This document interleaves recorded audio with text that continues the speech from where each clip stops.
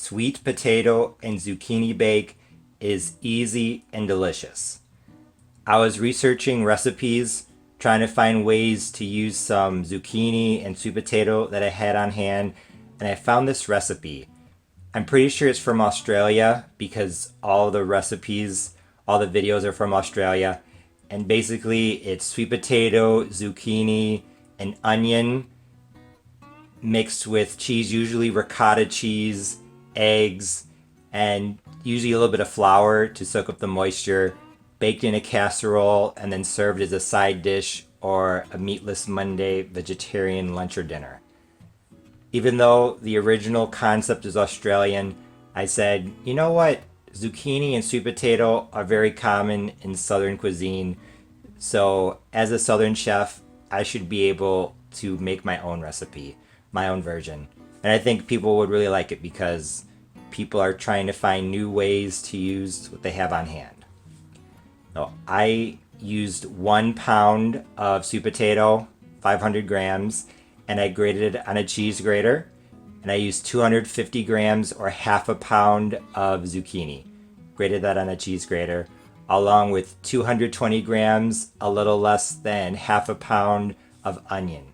What I did is half of the sweet potato I microwaved on high, covered for 6 minutes, and then the other half of the potato, along with all the zucchini and all the onion, I sauteed. I sauteed the onion by itself in a tablespoon of butter and a tablespoon of canola oil for 5 minutes. Then I added the sweet potato and zucchini and sauteed for another 10. Well, I am going to add the sweet potato and zucchini to my mixing bowl. One thing to keep in mind is that sweet potato does oxidize a bit when it's cut. So if you are not going to saute it right away, I think the oil probably helps to keep it from oxidizing. Make sure that you cover it with plastic or something like that. Or when you do grate it, be ready to saute it within a few minutes. So I will scrape that.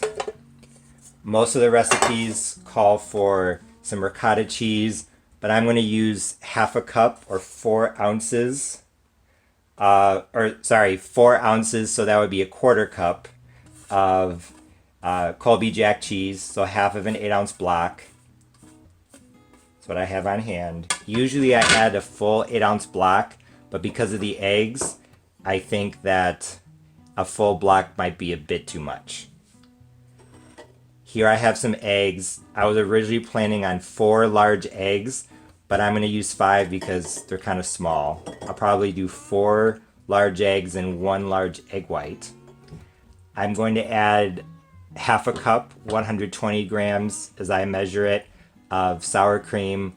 The Australian recipes don't add the sour cream, but I think the tang is going to be really good with the zucchini and the sweet potato because the sweet potato is really sweet. When I add Greek yogurt to my sweet potato fritters, not sure if that recipe will be up before this one, probably will. I think that it works really well. I'm going to add half a teaspoon of pepper and an eighth of a teaspoon of salt, and then the eggs, and then I'm going to add 1 sleeve of Ritz crackers to the mixture, and then I'm going to sprinkle another sleeve, 3.3 ounces on the top.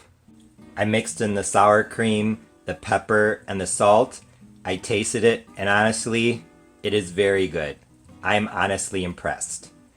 I also tried it with a bit of Ritz cracker, and honestly, I think it's better without. It could taste different once it's baked, but I'm just going to go with this.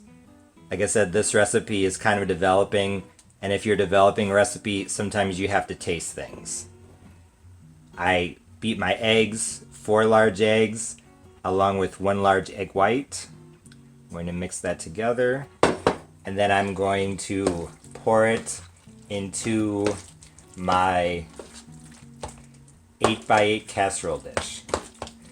I think that not only in terms of flavor is this sweet potato and zucchini bake good on its own without the Ritz crackers. But I don't know if you saw, it didn't look super watery. It's not that watery now. And I think that sweet potato, it's not quite as watery as zucchini or squash. Just a ton of egg in this. I think that once the egg cooks, even if there is a bit of water, it's going to be absorbed by the egg. So I honestly think it's going to be okay, even without a bit of flour. We will see.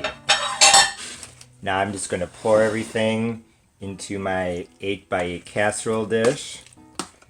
Whoops. And I'm going to bake this uncovered at 350 for, I'm guessing, 20 to 30 minutes. I just pulled my sweet potato and zucchini bake out of the oven. It was in at 350 Fahrenheit, uncovered for 35 minutes. This sweet potato and zucchini bake both looked and smelled great, so I couldn't wait to dig in. Honestly, I was very pleasantly surprised. For something so easy and so quick, this sweet potato and zucchini bake was extremely delicious.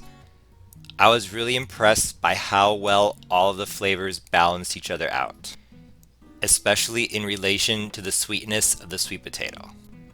For example, the more neutral flavored zucchini definitely helped to temper down the sweetness of the sweet potato, and the tanginess of the Colby Jack helped to do that as well. The zucchini also helped to give this casserole a nice light mouthfeel. The souffle-like texture from the eggs added to the lightness as well. Although I think that you definitely could add some more spices, maybe a bit of garlic powder and a bit of onion powder, I thought that just salt and pepper was totally fine. However, honestly, I think that keeping the spices to a minimum is the best approach in this sweet potato and zucchini bake, because you don't want to cover up the wonderful flavors. Like I said earlier, I think that this casserole would be fantastic for a vegetarian meal, meatless Monday, something like that. Although I really liked the Colby Jack in this, I think you could definitely use a lot of cheeses. I know it seems like originally ricotta is the cheese of choice, but I think you could use mozzarella, a cheddar, basically whatever you have on hand. Like I said, this recipe, even though it's Australian, I recognize the ingredients as classically Southern, so I wanted to give it a try.